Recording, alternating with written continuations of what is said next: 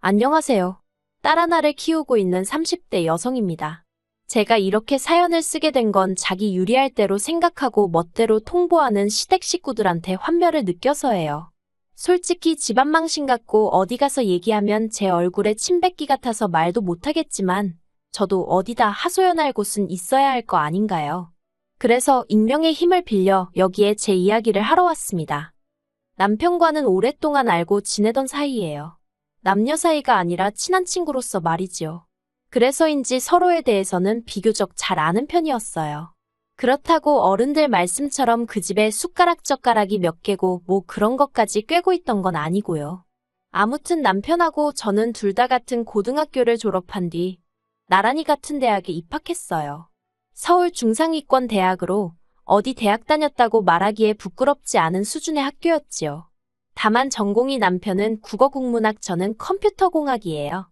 몇몇 사람들은 농담이랍시고 남녀가 뒤바뀐 거 아니냐 그런 소리도 하는데 솔직히 황당해서 그냥 웃고 넘겨버려요. 그런데 저희가 학교에 입학했을 때부터 소위 문과가 인기가 떨어졌거든요. 그래서인지 취업 시장에서 남편은 취업해서 몇 번의 고배를 마셔야 했습니다. 하지만 저는 꽤 이름난 IT 회사에 한 번에 붙더라고요. 각자 사회생활을 시작한 이후로도 저희 관계는 특별히 달라지지 않았습니다. 그러다 특별한 계기가 있던 것은 아닌데 알고 지낸 지 10년 차에 연인 사이로 발전하게 되었어요. 연인 사이가 되었다고 해서 솔직히 크게 달라진 건 없었지만 지나간 세월 덕분이라고 해야 할지 다른 연인들처럼 울고불고 다투고 그럴 일은 없었으니 마음은 편하대요. 그래서 무르르듯 연애하고 결혼까지 약속하게 되었습니다. 그런데 이제 와서 생각해보면 제가 너무 안일했던 것 같아요. 잘한다고 생각해서 더 알아볼 생각을 안 했거든요. 남편 가족들이 정말 어떤 사람들인지 또 어떻게 살아왔는지 제가 잘한다고 생각했던 건 껍데기에 불과했는데 말이지요. 저희가 어떻게 시작했는지 말하자면 일단 결혼식과 예단 예물은 남들이 하는 만큼 했어요. 처음에는 허례허식은 생략하자 어쩌자 그런 소리가 저희 둘 사이에서 나오기도 했었는데 시댁에서 결혼식이 애들 장난도 아니고 니들 마음대로 하냐고 화를 어찌나 내시던지. 그래서 적당한 웨딩홀에서 양가 부모님이 반반 부담해 주셔서 식을 올렸습니다. 예단 예물도 마찬가지로 남들 주고받는 정도로 나중에 말 나오지 않을 만큼만 했어요. 그리고 그 당시에 양가로부터 5천만 원씩 지원받고 저희가 모아둔 돈 보태서 작은 아파트도 하나 샀네요. 솔직히 결혼식 문제로 꾸지람을 들었던 것을 제외하면 크게 불만 가질 만한 일도 없었고 그저 앞으로 남편과 잘 사는 모습만 보여드리면 될 줄 알았어요. 그런데 생각지도 못한 곳에서 어머님과 갈등이 생길 줄은 몰랐습니다. 그건 바로 신우 때문이었어요. 남편에게는 아래로 6살 어린 신우가 있어요. 저희가 결혼하던 당시에 신우 나이도 26으로 적지 않았고요. 그런데 어째서 그렇게 철이 안 들던지 자기가 무슨 재벌집 딸도 아니고 돈 무서운 줄 모르고 써대더라고요. 그뿐만이 아니었습니다. 툭하면 사업을 하겠느니 어쩌느니 하면서 이거 배웠다 저거 배웠다 하는데 뭐 하나 제대로 끝낸 게 없었거든요. 네일 가게를 열겠다고 2달 배우더니 어깨가 아프다고 때려치고 마사지를 배우겠다더니 이번엔 손가락이 너무 아프다고 관두고 그러다 저희가 결혼 준비로 바쁘던 시기에는 쇼핑몰을 하겠다며 또 어머님한테 3천만 원인가 받아가더라고요. 그런데 그 3천으로 산 건 죄다 자기 옷하고 구두 가방 같은 거였어요. 그러니 뭐 혹시나가 역시나라고 그것도 반년도 못 가서 말아먹던걸요. 물론 어머님 아버님이 당신들 재산으로 귀한 딸 사회경험 시켜주는 셈치고 해주시겠다는데 거기다 대고 피 한 방울 안 섞인 남인 제가 무슨 말을 하겠어요. 그리고 제가 뭐 직접적으로 피해를 입은 것도 아니고요. 그래서 저는 속으로 다들 대단하시네 생각만 했지 입 밖으로 이러쿵저러쿵 말은 단 한마디도 하지 않았습니다. 심지어 남편이 제 앞에서 신우욕을 하던 순간에도 듣고만 있거나 아니면 오히려 심한 소리는 하지 말라고 말렸지. 저까지 당신 말이 맞다고 맞장구를 치거나 그러는 일은 절대 없었어요. 그런데 신우가 결혼을 한다는 이야기가 나오면서 저는 이게 남 이야기 듣듯이 속으로 흥 하고 지나칠 수 있는 일이 아니게 되더군요. 작년 초 딸애가 유치원에 입학하면서 금전적으로 빠듯해진 저희더러 어머님께서 무리한 부탁을 해오셨습니다. 신우 시집 갈 때도 저희만큼은 해줘야 할 거 아니냐고 하시는 거예요. 처음에는 왜 저런 이야기를 우리한테 하시지 싶대요. 저희만큼 해주시던지 더 해주시던지 그거야 어머님이 알아서 하시면 되는 거잖아요. 그리고 솔직히 제가 이렇게 격한 반응을 보인 데는 다 이유가 있었어요. 제가 남편과 결혼하던 당시 결혼식 비용도 그렇고 특출나게 친정보다 시댁에서 더 해준 것 같지도 않은데 어머님은 결혼식 때 당신이 이것도 해주고 저것도 해주지 않았냐면서 생색을 무척이나 내셨습니다. 하지만 괜히 옳고 그름을 따졌다가는 어머님에게 미움을 살 것 같기도 했고 당시만 해도 저는 갓 시집온 며느리였으니까요. 그래서 그런 이야기가 나올 때면 의례껏 어머님 말씀이 맞다. 제가 참 감사하게 생각한다 그런 식으로 맞장구를 쳐드렸지요. 그런데 그게 실수였어요. 어머님은 진심으로 하신 말씀이었기에 언젠가부터는 아예 저나 남편에게 대놓고 금전적으로 이런저런 요구를 해오기 시작하셨습니다. 자식 다 키워서 장가까지 보냈으니 할 일은 다 했다 하시면서 한 달에 용돈으로 50만 원씩 보내라고 하시질 않나? 이제부터 매년 지인분들하고 여행을 가기로 했으니 당신 여행 보낼 적금을 들라고 하시질 않나? 솔직히 말해서 오히려 다른 집 어머님들은 손주를 보게 되면 자식보다 더 이쁘다며 눈에 밟힌다고 그러던데 그래서 선물도 이것저것 해주고 그러시던데 저희 시부모님은 내복 한 벌 사주신 게 없어요. 그래도 100번 양보해서 거기까진 괜찮아요. 그런데 알아서 잘 살고 있는 저희 부부더러 맨날 애만 챙기냐 부모는 안중에도 없냐 어찌나 말도 안 되는 말씀만 골라서 하시던지 여기다 하나하나 다 적자면 3일 밤낮을 세워도 부족할 거예요. 정말이지 손주 질투하는 시어머니는 이 세상에 저희 어머님뿐일 겁니다. 아무튼 그런 상황에서 신우 결혼 이야기를 꺼내신 이유는 한마디로 저희 결혼은 당신이 시켜줬으니 신우 결혼은 저희더러 시켜주라는 거였지요. 황당해서 제가 어머님더러 어째서 저희가 그래야 하냐고 물었어요. 신우도 어머님 자식이니 어머님이 해주셔야 하는 거 아니냐고요. 그러자 어머님께선 옛날엔 집에 아버지가 없으면 맏아들이 아버지 역할도 하고 그랬다면서 더 이상 아버님이 경제적 능력이 없으니 저희 남편이 이어서 해야 하는 건 당연한 거 아니냐대요. 황당해서 저도 모르게 아버님이 돌아가신 것도 아니고 그렇게는 못한다 했습니다. 이제껏 신우 사업한다고 나댈 때마다 묻지도 따지지도 않고 돈 다 대주시더니 이제 와서 결혼은 저희더러 시키라는 게 말이나 되느냐고요. 솔직히 제가 시부모님 재산 탐낸다 소리 들을까봐 정말 어디에다 한 번도 말해본 적 없지만 어머님 아버님이 다 쓰시고 돌아가시지 않는 한 남기시는 재산의 반은 저희 남편 몫이라고 생각해요. 그런데 어머님 아버님은 단 한 번도 저희 남편하고 상의하지 않으시고 죄다 신우에게 퍼주셨던 겁니다. 그리고 그럴 때마다 저는 그래 어머님 아버님이 살아계시는 한 두 분이 당신들 재산을 어떻게 쓰시던 그건 내 알 바가 아니다 되뇌었어요. 오히려 서운함을 느끼는 스스로가 한심하게 느껴지기도 했지요. 그런데 이제 와서 다 퍼주고 나니까 정작 해줘야 할 땐 해줄 능력이 안 된다고 그 책임을 저희한테 지라는 게 말이 되나요? 저는 도저히 그 말씀을 따를 수가 없었습니다.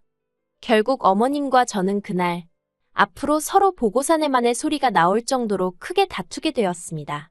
그런 와중에도 아버님은 먼 산만 보고 계셨고 남편은 남편대로 어머님께 우리한테 왜 그러냐고 투덜거릴 뿐이었기에 이렇다 할 결론이 나지 않고 있었지요. 그런데 그 시기에 신우가 충격적인 소식을 전해왔어요. 사실은 자기가 임신을 했다면서 자기는 상관이 없는데 시댁 그러니까 심해부 쪽에서는 주변 사람들 보기 남사스럽다고 하루빨리 식을 올려야 할 것 같다고요.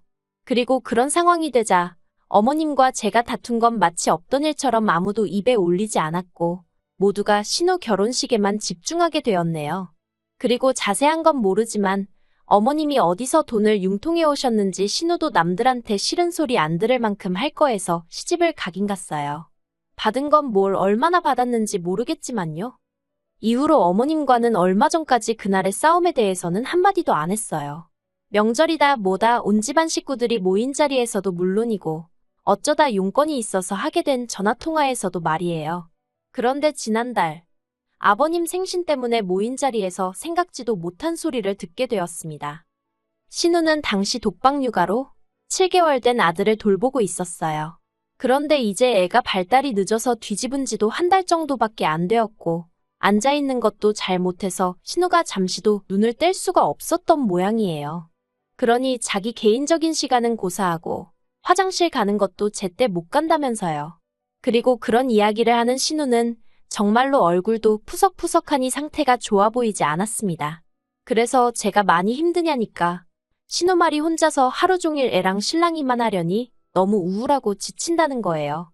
그런 신우에게 제가 요새는 7개월짜리 애들도 어린이집에 가기도 하고 아니면 하루에 한 4시간 정도만 시터를 써보면 어떻냐고 그렇게만 해도 지금보단 확실히 나을 거라고 했습니다. 저는 친정어머니의 도움을 많이 받았지만 제 주변 친구들 몇몇은 그렇게 그 시기를 넘겼거든요. 그랬더니 신우가 돈이 한두 푼 들어야 말이지요 하고 한숨을 푹 내쉬는 거예요. 그리고 그제서야 저도 아차 싶었지요. 제가 남의 남편에 대해서 이러쿵저러쿵 말하기 그렇지만 신우 남편은 경제적 능력이 없는 사람이었습니다. 끈기가 없어서 한 직장에 오래 다니질 못했거든요. 그런데 남들에게 보여지는 것에는 예민했던지라 신혼 초 전세로 들어간 집은 어느새 월세로 돌리고 그 보증금으로 차를 사질 않나 무슨 오픈런인지 뭔지를 해서 1,000만 원짜리 시계를 샀다고 좋아하질 않나. 오죽하면 신우가 없는 자리에서 시부모님 두 분이 차라리 애를 지우라고 할 걸 그걸 기어이 결혼을 시켜서 이 꼴을 보고 산다고 하소연을 하실 정도였다니까요. 아무튼 그렇게 신우가 하소연을 하고 있으니 어머님이 딱하다는 표정으로 신우를 물끄러미 보시다가 저한테 할 이야기가 있으시답니다. 그러면서 당신이 진작부터 생각하고 있던 일인데 이참에 어머님 집하고 저희 집하고 팔아서 2층짜리 전원주택을 지으면 어떻겠냐대요. 그래서 1층은 어머님 아버님과 신혼애외가 살고 저희더러 2층을 쓰라나요. 그러면 애도 같이 키울 수 있고 서로 좋을 것 같다면서. 하지만 저는 소위 힘든 시기 다 지나고 이제 유치원 보내면 되는데 제가 뭐 한다고 갓난애기 키우는 신우랑 공동육아를 하나요? 제가 어머님더러 싫다고 했습니다. 어정쩡하게 답했다가 코 깨이지 싶어서 아주 단박에 싫다고 했어요. 애 키우는 게 너무 힘들어서 둘째도 안 낳았는데 이제 와서 무슨 공동육아냐고요. 그랬더니 어머님이 누가 너더러 맡아서 키우랬냐고 그냥 같이 살면서 서로 필요할 때 도와주면 되는 거랍니다. 하지만 그 시커먼 속을 누가 모르겠어요. 저 애 키울 때 어머님한테 딱 2번 봐달라고 부탁드렸는데 그 2번 다 친정부모님이 편찮으셨을 때였어요. 그런데도 아주 매몰차게 안 된다고 하셨던 분이 저희 어머님이십니다. 그런데 이제 와서 공동육아? 택도 없는 소리였지요. 그런데 제 반응을 보신 어머님은 갑자기 무슨 자동차 급발진하듯 화를 내셨습니다. 저더러 한가족이면서 너만 잘해놓고 살면 그만이냐 어쩌냐 하시더니 네 신우 고생하는 건 보이지도 않냐며 소리소리를 지르시는 거예요. 제가 순간 어이가 없어서 어머님을 멍하니 쳐다봤어요. 그러자 어머님은 누가 시어머니를 그런 눈으로 보냐면서 저한테 싸가지가 있네 없네 난리도 아니대요. 제가 이내 정신을 차리고 어머님더러 지킬 수 없는 약속을 하는 것보다 솔직한 게 낫지 않냐고. 저는 공동육아도 싫고 어머님 아버님이랑 한 집에 사는 것도 불편하다. 그런데 막말로 어머님이 무슨 으리으리한 저택에 살면서 저더러 몸만 들어와 살라는 것도 아니고 제 집까지 팔아가면서 같이 살자니 세상 천지 어느 며느리가 좋다고 하겠냐 했어요. 그리고는 그렇게 치면 신우야말로 신혼의 시댁에 들어가서 살면 되겠다고. 그러면 월세도 굳이 그쪽 시어머니가 같이 공동육아도 해주지 않겠냐고. 그리고는 신우를 바라보면서 어때요 아가씨? 지금 시댁에 전화해서 공동육아 하자고 해봐요. 그랬습니다. 그랬더니 신우가 아랫입술을 질끈 깨물고 부들거리면서 저를 노려보더라고요. 그런데 그때 남편이 제 팔목을 잡아 끌면서 일단 집에 가자입니다. 집에 가서 얘기 좀 하재요. 그래서 저도 지금 이 말도 안 되는 상황이랑 관련된 이야기면 여기서 하라고 했습니다. 나는 지금 당장 결판을 지어야겠다고요. 그랬더니 남편이 아이씨. 그러더니 저더러 왜 이렇게 사람이 인색하냐입니다. 신우 결혼할 때도 한 3천만 원이라도 보태주려던 거 제가 못하게 해서 못했다면서 그 일로 자기가 지금까지 마음 편하게 신우를 대하지를 못했다나요. 어이가 없어서. 제가 당신 남편더러 당신이 무슨 재벌집 아들도 아니고 그렇다고 자수성가한 사업가도 아니고 하다못해 개천에서 난 용도 아니면서 무슨 여동생 시집 가는데 3천만 원이나 해주냐고 뭐라고 했던 건 사실이에요. 그런데 생각해보세요. 당시 남편이 벌어오는 연봉이 3천인가 그랬습니다. 그러니까 숨도 안 쉬고 1년 내내 번 돈을 그대로 신우한테 갖다 주겠다고 한 거예요. 그러면 어떤 와이프가 우리 남편 멋지다고, 대단하다고 당장 가서 주고 오라고 그러겠어요? 그런데 남편은 제가 시댁 식구들한테 야박해서 그런 거랍니다. 그리고는 한다는 말이 신우 시집 갈 땐 자기가 저한테 져줬으니까 이번엔 저더러 자기한테 져달라나요? 말 같지도 않아서 제가 남편더러 그럼 아파트 팔아서 당신 목 가져다가 그거 보태서 집 짓고 온 가족이 오손도손 모여 살라고 했습니다. 솔직히 애까지 있는 마당에 저라고 그런 말을 하기가 쉬웠겠어요? 그런데 오죽 답답했으면 저도 에라 모르겠단 심정으로 뱉어버린 거지요. 그리고 다행이라고 해야 할지 남편이 이혼하자는 거냐며 얼굴이 하얗게 질리더라고요. 그리고는 이내 저는 정작 이혼 두 글자는 꺼내지도 않았는데 혼자서 난리가 나서는 어떻게 이혼 소리를 하느냐면서 자기가 순간 생각을 잘못해서 그런 거라며 이혼은 꿈도 꾸지 말라대요. 그리고는 어머님더러 이것 보라고 어머니가 말도 안 되는 소리를 하시니까 멀쩡히 사는 아들 부부도 이혼 소리까지 나오지 않냐면서 하나밖에 없는 손녀 편부모 가정에서 자라게 할 생각 아니면 쓸데없는 말씀은 하지 마시랍니다. 자기도 헛소리를 해놓고 아주 그냥 어머님한테 죄다 덮어 씌우고 있더라니까요. 어이가 없고 웃기지도 않는 상황이었지만 저는 저대로 나서지 않고 가만히 있었습니다. 그리고 결국 집을 팔고 전원주택 어쩌고 소리는 쏙 들어갔어요. 어머님도 남편이 그렇게 대들고 난 이후로는 말 한마디 한마디 조심해서 하시는 눈치고요. 그런데 정작 신우 혼자 그 공동육아 단어에 꽂혀가지고는 어머님한테 걸핏하면 같이 살자고 조르기 시작한 모양입니다. 어머님한테 며느리가 이렇게 말해도 될지 모르겠는데 본인 발등 본인이 찍으신 거지요 뭐. 아무튼 저나 남편은 그 일에선 빠지게 돼서 다행인 것 같습니다.